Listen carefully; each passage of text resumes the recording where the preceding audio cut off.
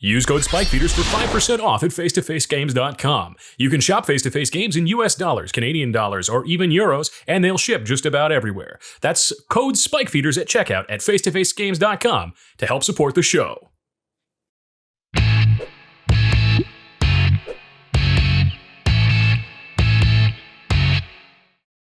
What's up, Spikes? It's Alex, and today I'm going to be narrating the Patreon gameplay. That's right, we've got another game with patrons. If you want to be one of these patrons, all you have to do is be one of our patrons, check out the Webcam Games channel on our Discord, and have an acceptable overhead spell table setup. If you want more information on how to do that, check out this video. In the meantime, let's introduce our players. First up, in turn order, is Alex, playing Kalamax the Stormsire. Now, while I wish this was me, it's actually a duplication of me with the same name, just like this deck likes to do with spells. It's a dinosaur that wants to cast instants, duplicate them, and have lots and lots of mana to cause all sorts of shenanigans. Second in turn order is Emily, playing Sisay, Weatherlight Captain. This one has lots of legendaries and combos and looks to outvalue its opponents. In third turn order, we have Liam, playing Marchesa, the Black Rose. These reanimator strategies are going to test everyone's mettle. Finally, we have our hero. Well, not really hero, more like our Elliot. Whatever Elliot is, we have Elliot. He's playing Akiri Thrasios. Do you love creating game objects and taking game actions? A deck based around Academy Manufactor and its interactions with things like Akiri. Let's jump right into it. Starting the game, Alex is going to draw. Playing Vine Glimmer Snarl, revealing an island. He'll then play a Soul Ring. It's a pretty good card, and then he passes the turn. Emily draws, using Godless Shrine in defense mode before passing. Liam starts with Marshflats, going to 39, and fetches Xander's Lounge. Alexander is mad about his lounge helping out Liam instead of himself. He then passes. Elliot limps through his turn 1 with a Tundra. He then passes. Alex plays the same island we saw earlier, casting a Primal Growth, which is dope because it puts a basic land into play untapped, which is better than tapped, and that grabs a forest, ending Alex's turn. Emily starts off with a big oof sound, plays a tapped Stomping Ground before passing. Liam plays a basic island and casts a Demir Signet, drawing accusations of ramping from Alex, which is pretty objectively hilarious at this point, and then passes the turn. Elliot plays a Taiga. He revels in having a perfect mana base before casting an Arcane Signet and shipping it over to turn 3. Lots of ramps so far, folks, but I'm hoping for the spice to begin flowing soon. On turn 3, Alex plays a Mountain, joining Elliot in the perfect mana base club before casting Kalamax, the Stormsire. The big dino hits the field, and the extra mana drains as he passes his turn. Emily starts off her third turn feeling good for getting a forest out and dropping a Chromatic Lantern, leading to everyone cheering that the table is fully ramped up on this fine Thursday afternoon. She passed. Liam starts looking at a hand lacking land, and simply passes with nothing to do. Elliot draws and plays a Savannah, tapping 3 to drop a Vexing Puzzle Box, a dice rolling mana rock that lets you tutor if you get 100 total in dice roll value throughout the game. Elliot continues with using the puzzle box, rolling a 4 on his d20, adding that many counters, and casting Akiri before ending his turn. Alex draws to kick off turn 4, playing a Mountain and going to combat. Kalamax attacks Elliot, who refuses to block. Alex fires off an Explosion for X equals 2, triggering Kalamax, copying Explosion, and putting a +1/+1 counter on the big Stego boy. Both copies of Explosion target Akiri with their damage. Liam responds to the copy with Mana Drain, netting the stumbled Marchesa deck 6 mana during its next turn, preventing Akiri from dying, and letting Alex draw only 2 cards, with Elliot taking 5 Kalamax damage. He then passes. Emily starts with a draw, followed by playing an island as land for turn. She pays 4 for Smothering Tithe. The treasures are all set to start rolling in. She passes. Liam untaps and considers paying for Tithe in his draw step. Choosing not to, he starts letting Emily accumulate. Liam adds 6 from the mana drain, using 2 to cast Imperial Recruiter. Off Recruiter, he finds Trinket Mage, sending it to his hand, but not for long as he promptly casts it. He uses Trinket Mage to search up his Soul Ring. Keeping with the theme of ramping in this game, he casts it immediately.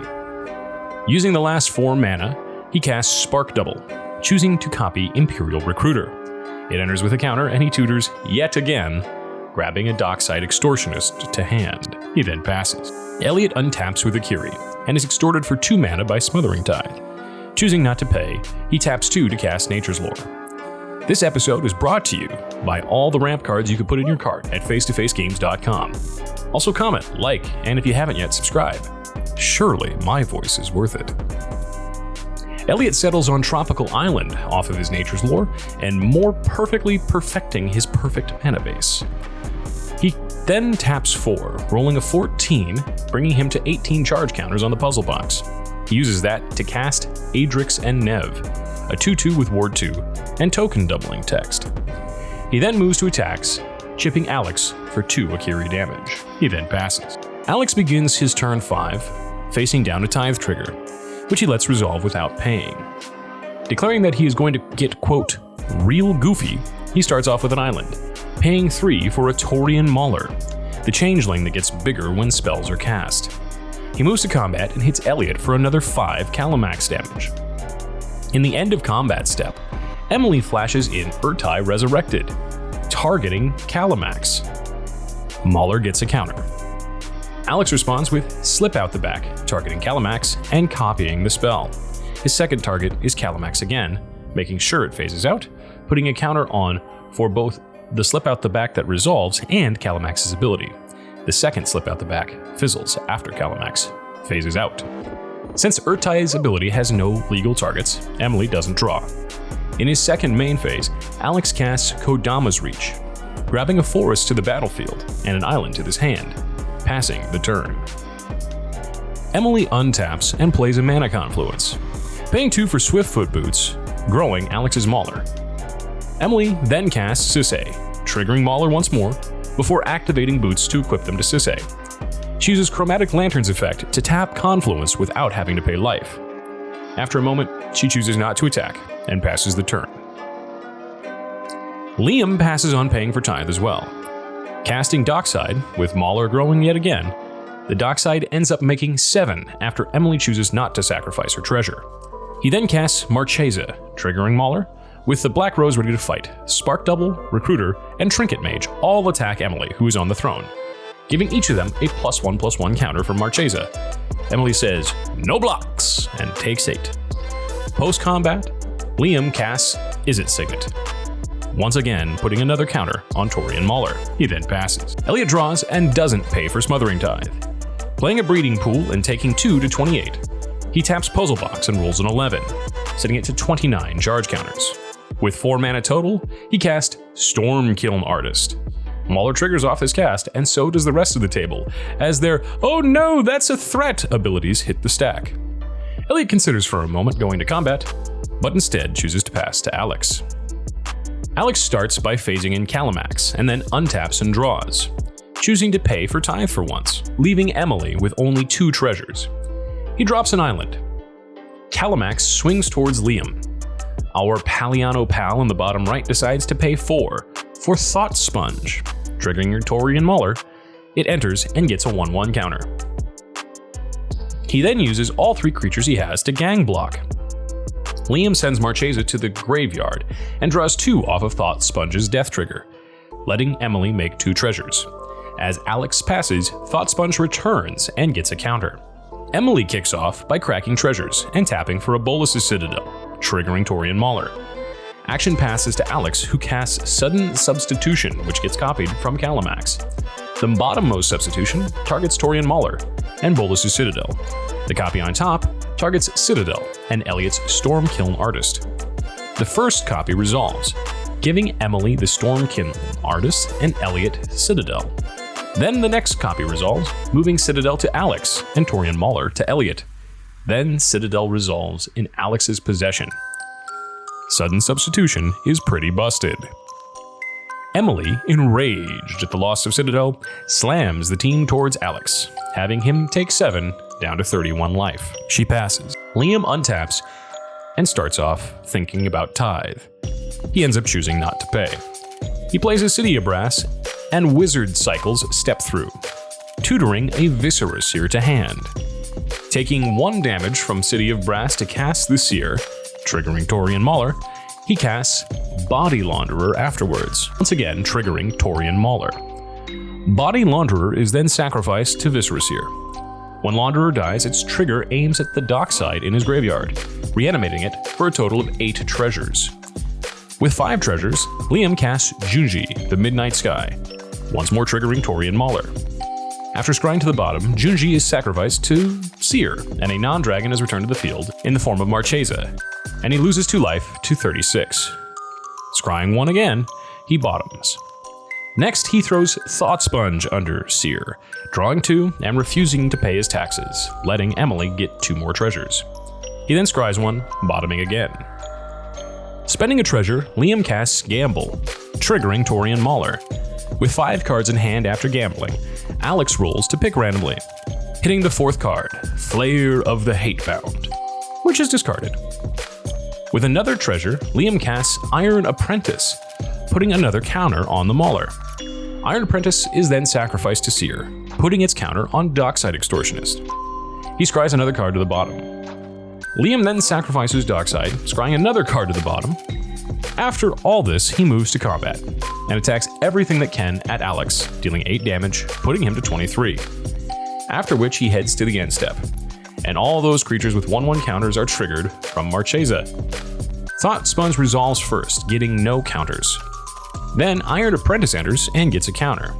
Finally, Dockside enters and triggers. Emily responds by tutoring with Sisay. Off Sisay, Kethis is tutored to the field. Dockside resolves for 7, leaving Liam with 8 treasures. Then Elliot wants to do a thing. That thing is Chord of Calling, X = 2. Alex responds with Swan Song, targeting Chord. Kalamax then copies it. Torian Mauler triggers. And the copy of Swan Song targets Swan Song, getting Alex a bird which he hopes to use as a blocker, and leaving Chord of Calling to resolve. Elliot then pulls a Dockside from his deck. In response, Liam sacrifices Iron Apprentice and puts the counter on Thought Sponge, scrying yet another card to the bottom. He then sacrifices Thought Sponge, drawing 2, not paying for tithe. The scry once more goes to the bottom. Elliot's Dockside trigger resolves for 18, which is then doubled to 36. Elliot starts his turn, choosing to pay tithe with a treasure and a breeding pool. Elliot taps Puzzle Box and hits a 15, now with 44 charge counters on his Puzzle Box. He then pays some more mana and drops a Cyber Drive Awakener, making all those treasures 4/4 creatures until end of turn. And they don't even have Summoning Sickness because he's controlled them since the end of last turn. He moves to combat and attacks Alex with 7 treasures, Emily with 11 treasures, and Liam with 12 of them. The Torian Mauler and Akiri also attack Liam. In blocks, Alex and Emily block as best they can, simply choosing a treasure to throw themselves in front of. Liam blocks Torian Mauler with his Dockside Extortionist. Then he sacrifices Sparktubble, scrying to bottom, sacrifices Recruiter, scrying to bottom, sacrifices Trinket Mage, scrying to bottom. Liam sacrifices 2 treasures and casts First Day of Class. This will be important later.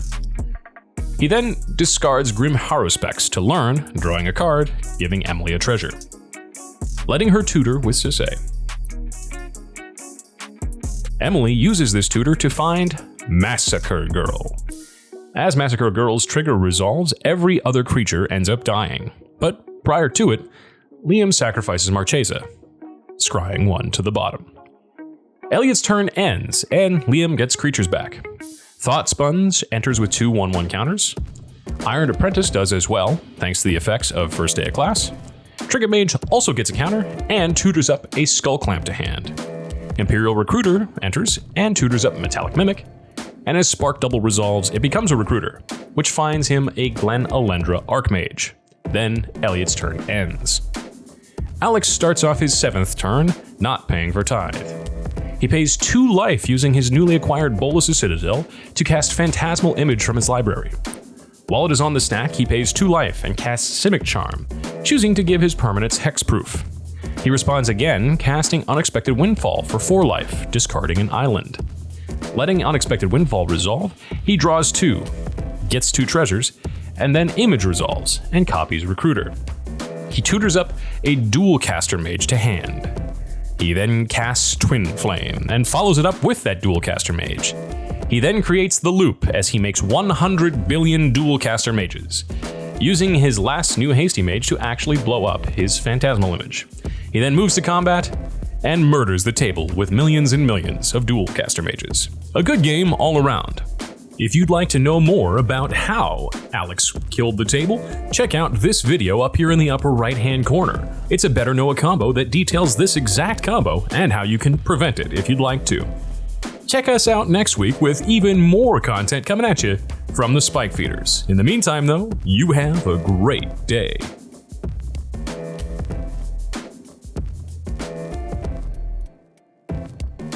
Hey, thank you for checking out the Spike Feeders on YouTube. If you're not subscribed yet, make sure you hit that subscribe button before you close the window, or you can click on this link to check out our other great videos.